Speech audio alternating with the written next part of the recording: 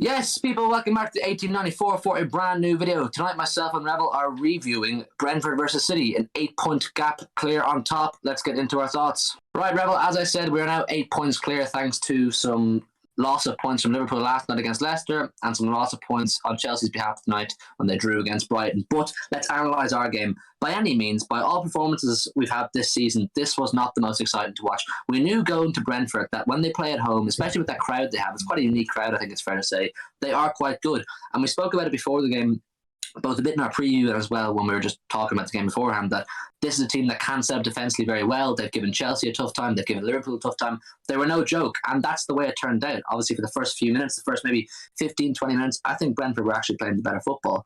But what are your thoughts anyway on the game overall? I thought we made them look, I don't want to say we made them look a little bit better because obviously we came out with the win, but we were shocking. I thought this is the poorest we played in a win, the poorest we played in a successful game. Like, none of the passes were stringing together. I thought there were at least 3 or 4 players who deserved to come off were just shocking. I thought Grealish was a bit poor. I say a bit poor, he was poor, he was awful.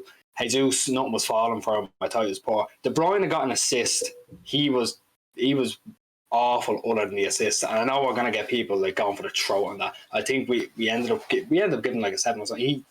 I thought he was very poor. I thought some of the passes he was playing, none of them were getting to the players. And it was just a collection of just bad performances, and I think it just speaks to the quality of the team. We can still come out with a win other than that, and we should have had a second goal. It was ruled out because he was an armpit offside, but fuck it, you take the wins, aren't you? You take the wins. I think there's possibly 2 ways to look at this. There's a positive way and a negative way. I think we'll talk about the positive first, which is that it is very much a champion's performance at the same time. Do you know what I mean? When you're not playing well, things are like, I thought of tonight, it was just very slow and lethargic when you compare that to, say, some of the more infamous wins we've had this season over the likes of Leicester, where we were bang, bang, bang, all our passes were rapid and sharp. Of course, when we beat Newcastle as well, it was all rapid and sharp and crisp. It was a bit slow and lethargic tonight. I thought players like De Bruyne, who you mentioned, were a bit off the pace. Maybe his assist that he's finally registered now will mask over probably below par performance by his high standards. Of course, Grealish just wasn't with it today. I'm not going to mask over it. I'm not going to make any excuses for him. He just wasn't with it. But I will give him the fact that he is still adapting, granted, but on this game that we're analysing, not good enough. Bernardo, by his high standards as well, he set this season, was probably just a bit off tonight. I do understand there's a lot of games in December, a lot of football to be played, players do get tired, so you can have off nights, but then the positive to talk over that is that we still won. We got those 3 points. We now have that 8-point gap. And then the negative way to look at it is that it was slow and lethargic. Would you agree with those 2 points? There's a positive and a negative, maybe? 100%. It's a case of, I actually thought we looked a lot better when we came out in the second half. It was a matter of Grealish playing in the middle in the first half and Foden was playing on the left in the first half. And they kind of switched on into the second half. I don't know how it changed. I'll be honest, I don't know how it changed, but they did look a lot better coming back out in that first 10, 20 minutes of the second half. And then they, I don't know, it just kind of fizzled out. It fizzled into people taking shots from 30, 40 yards, just not falling for people. I mean, again, it's just one of those games. It's just so hard to turn around and analyse it without just talking about player performances for the whole thing. Because I thought Foden was great. I thought some of the runs he pulled out were unreal. But again, there's just some players off the boil, and there's plenty of players that, looking at this game, just can't get into the team against Arsenal. They can't, because it's a big game. It doesn't matter if Arteta's there or not. It's a big, big game. I think, correct me if I'm wrong, I think it's the last top 16 we have to play away. So it's a huge match.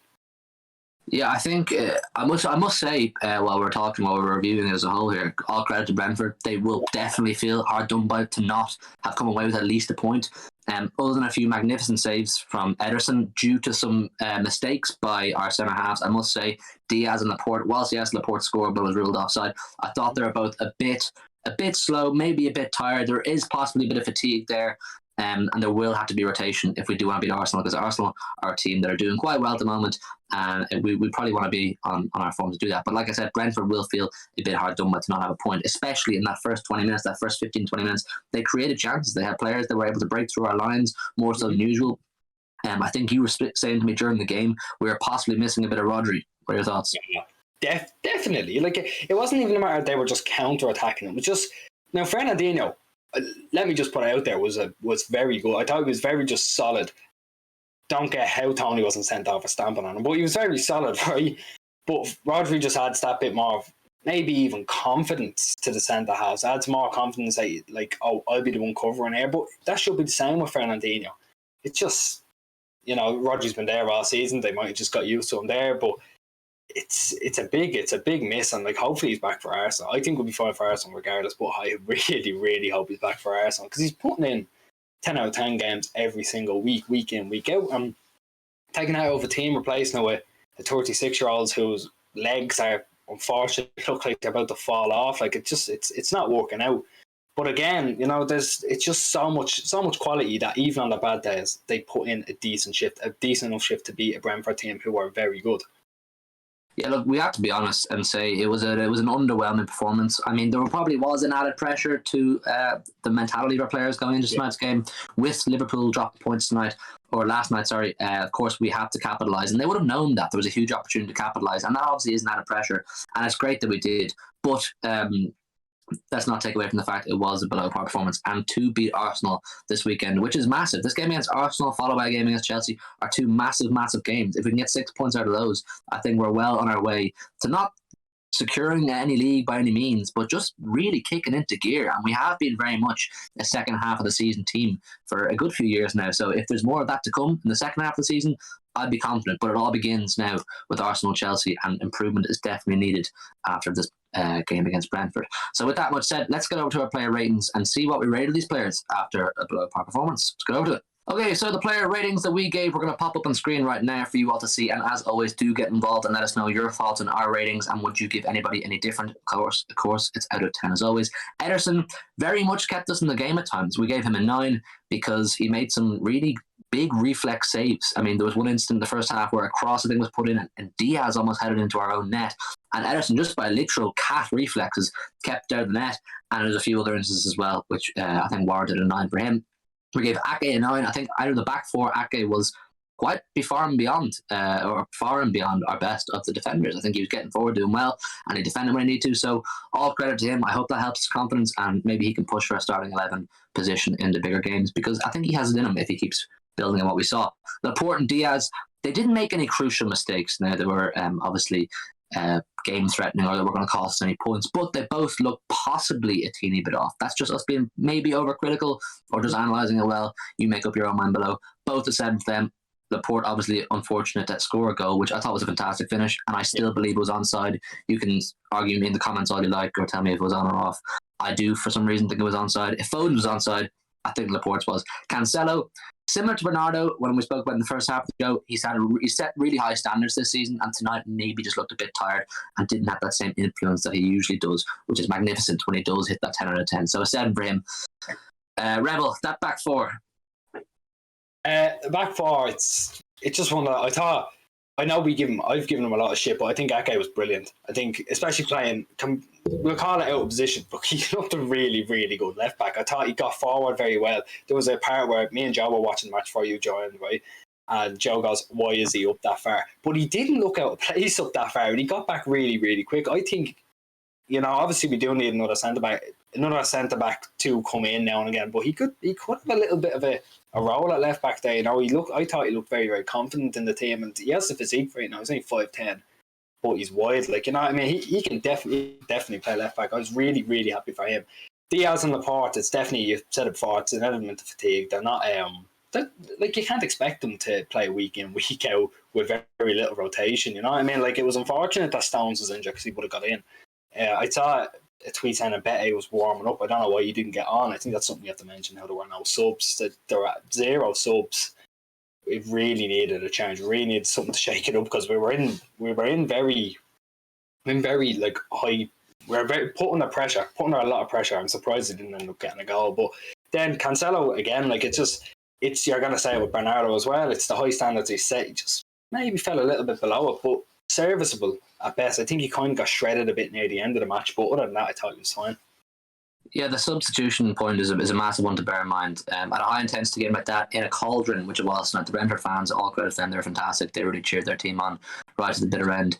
It puts a lot of intensity, a lot of pressure on the players, and a substitute wouldn't have gone amiss, Pep. But listen, I'm sure he has other ideas, and he wants to rotate plenty for that game against Arsenal. Moving into midfield, we gave captain, Fernandinho, a 9 tonight. We thought there are definitely signs, and it's quite clear that he's a 37-year-old, I think he is, and he can't move the same way he did maybe when he was 27.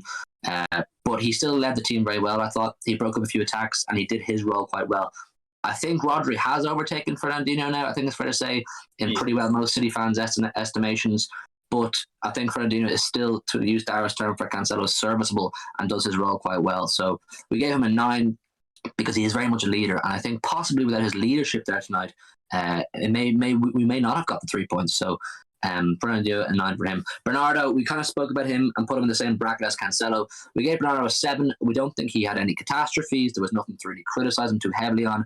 He just didn't influence the game the same way he has done to that extremely high standard so far this season. And it's understandable. I mean, if you watched Liverpool last night, you would have said the exact same about Mo Salah. He's hit a really high standard this season, but just didn't do it on that night. And that's kind of the same for Bernardo tonight. Just didn't do it. De Bruyne, I'll be fully honest, we're possibly being a bit flattering to De Bruyne, giving him a 7. We only gave it to him because he got his first assist in the Premier League this season. So we gave him that 7. I think he was someone else's man of the match. But for us, we spoke about this in depth before we hit record. We just felt he wasn't good enough tonight. We thought some of his passing was very wayward, a bit slow, a bit sloppy, and just overall lethargic, which is a bit strange because he's been quite good in recent weeks. And we hope he can obviously turn it back up for Arsenal because I'm sure he will play a huge role in that game. But unfortunately tonight for De Bruyne wasn't his best one. Rebel, Fernandinho, Bernardo and De Bruyne. To say for Fernandinho, doing very, very well to keep his head, because I mean, if I'm getting trampled on like he was, I wouldn't be keeping my fucking head. Like, that was a disgrace. David Cook, I think we ended up saying there were 22 fouls, right? That is a foul for one player on average, every player on the pitch at a given time, which is mental how there are no yellow cards or even a red, because that was a joke, right? But either way, getting past a little rant, right? He kept his head very well. I thought he controlled the game. He stopped any counter attacks. Again, somehow escaped without a booking. I think that he was one of the main reasons Tony was so quiet. They couldn't get Ivan Toney into the game. It was because Fernandinho made it his business to go out of his way and just shut him down, and that's what was so good. That's why they didn't score. I think it's like, again, we did miss Rodri, but we still have Fernandinho. It's like, yeah, you're missing your Porsche, but I mean, you have Ferrari there, you know what I mean? Then you have Yeah, that's it. you have Bernardo there, right? Again, I have to. It's going to be a copy. It's going to be a Control C, Control V of Cancelo. It's just, he has such high standards, and slightly below. He's just slightly below what he set for himself, and it's not an insult. It's not nowhere near meaning to be an insult. To talk, still, I say excellent. He was still pretty good. He was still involved in a lot of our attacks, but it just didn't fall for him, just like it didn't fall for many people. But then Kevin De Bruyne, I don't understand how anyone gave him man the match. I'm sorry, I love the man to death, right? He would be one of my favourite players. Again, he retired to be one of my favourite players of all time. But my God, man, it's the passes, it's the constant Hollywood passes. We've stated Bruno for so long, and he's starting to pull out these Hollywood passes, trying to get it over the top all the time. He can't do it. We don't have these wingers who are constantly just bombing up and down the line. It's a different style. It's a different team now. He's going to adapt to it. We know he has the capability, the capacity to adapt to it. But for now, he's not. And like, I think he has a more so of a place in the team when he plays further up. But in the midfield, not at the minute. I think Gundogan and Bernardo can be taken out of that midfield with the amount of good performances they're putting in. We kind of have a video idea for De Bruyne. I think we're sitting on it at the moment, so we won't. I'm not going to go fully in depth. You can walk away on it if you want, but I'm not going to go fully in depth at the moment. I just thought he was poor in his, again, an assist or a goal contribution, massive, but bad performance. Yeah, I don't want to do video on De Bruyne because I know if we go and criticise him, he'll drop a 10 out of 10 the next game. So that's why we're doing it. Well, and on Rebels midfield analysis, let us know in the comments, do you prefer your Porsche or your Ferrari? I'd love to know your thoughts on that, Fernandinho or Rodri. But yeah, listen, the thing with City is when we are motoring along and we're really in top gear, it's because our midfield is well oiled and absolutely breaking through the lines and passing, and there's no nonsense. It's just he loved that one. It's all about the midfield with City. If our midfield is crisp and working well, we will work well. And tonight the midfield was a bit slow and wasn't moving as nicely. And those Hollywood passes, when they don't work, really look awful from Kevin De Bruyne. So maybe that's something for him to analyse. But listen, who am I to tell a multiple Premier League winner how to play midfield? Moving into the front three, we're going to go to Jesus first because we thought he looked a bit like his old self. If you watched us all through last season, great season. but Jesus was probably our least favourite player in the squad last season. We regularly criticised him. We gave him a 6, thought he was just awful tonight. I don't think he really has much of an excuse to be fatigued the same way maybe the likes of Diaz and Cancelo and Bernardo do, because he's not played the same level of football. And these are the kind of nights where both Jesus and Grealish, who we also gave a 6 to, need to step up and prove their worth and prove why they should be in the team, and they just didn't. Neither of them did. I thought Grealish was also really, really off it.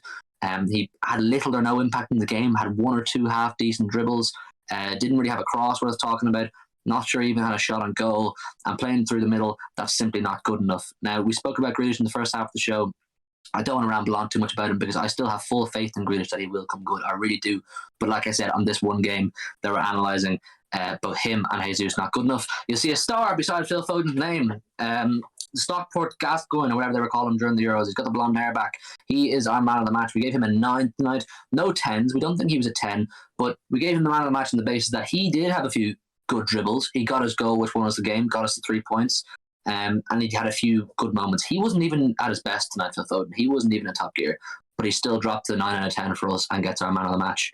And the main thing is he got us the 3 points. That's like the main thing of this whole performance is we got the 3 points in a tough place to go. So I'll take that anyways. The front three, Dara.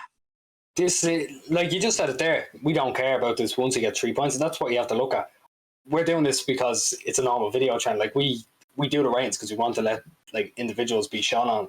But the most important thing is that you come out with 3 points, and we did. I thought Foden was great. Like you said, the dribbles were just like it's like watching. I don't want to say it's like watching Messi, but it's kind of like watching Messi. You know, he weaves in and out of men like it's nothing. Right?